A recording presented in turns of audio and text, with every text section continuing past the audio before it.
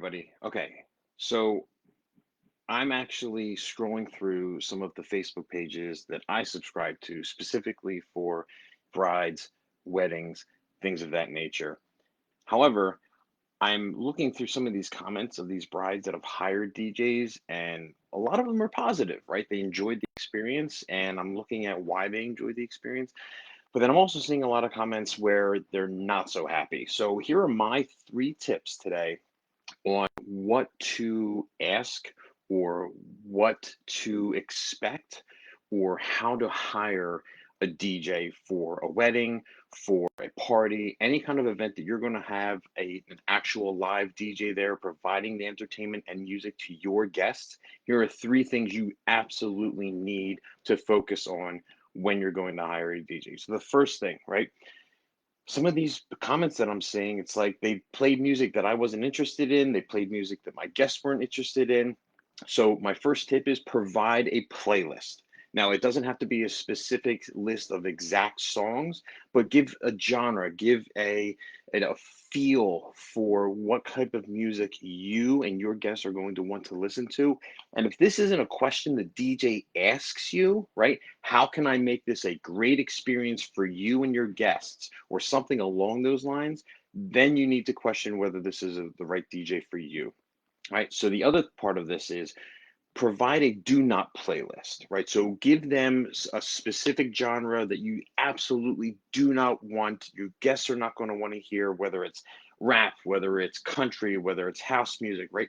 Provide a do not playlist on top of that. If there are specific songs that you do not want them to play, right? So some of the ones that I've heard from former brides, I didn't want them to play We Are Family. I didn't want them to play Celebration. I didn't want them to play the Chicken Dance, right? So provide that list as well to your DJ so that they know exactly the type of music that you and your guests are going to want to hear in order for them to stay engaged and enjoy and have a great time at your event.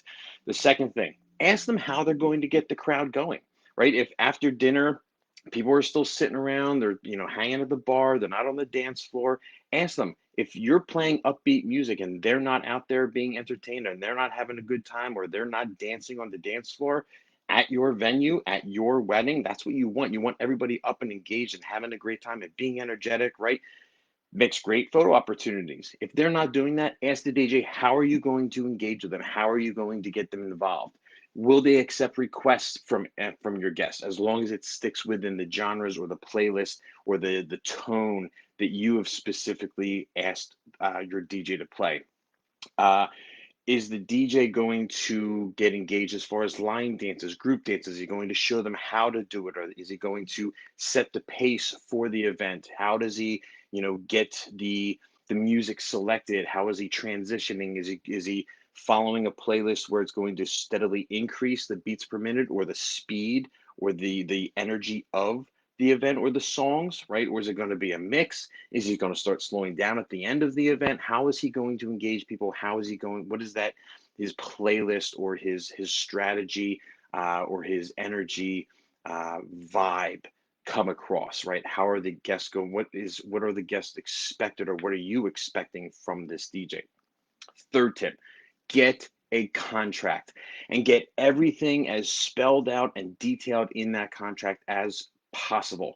So not only the venue, the date, the time, right? Those are critical elements. How much you're going to pay, when the payments are going to be due, right? That is critical. However, also put in there things like, hey, this is exactly what I want. I want you to provide the music for the introductions. Here are the introduction songs for each of my bridal party members.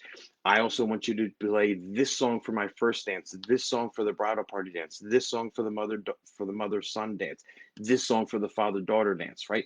Have specific details in that contract so that if anything is not to your expectations, you have that hard copy evidence that you can go back to and provide to the DJ or provide to that entertainment company and say, hey, you did not meet my expectations as according to this contract.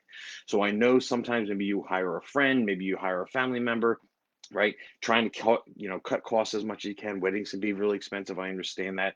But even if it's a family member, even if it's a family friend, get a contract, get it all spelled out. Because the last thing you would want is for a family member or a friend to DJ your event, they mess something up or they don't do something right, and you don't want it to feel awkward, right? So have it in writing, have it spelled out so that they know exactly what you want, you know what the expectation is, and everything is going to work out perfectly. And I really appreciate you watching this video. Feel free to leave any comments below and hope to see you next time. Thanks so much.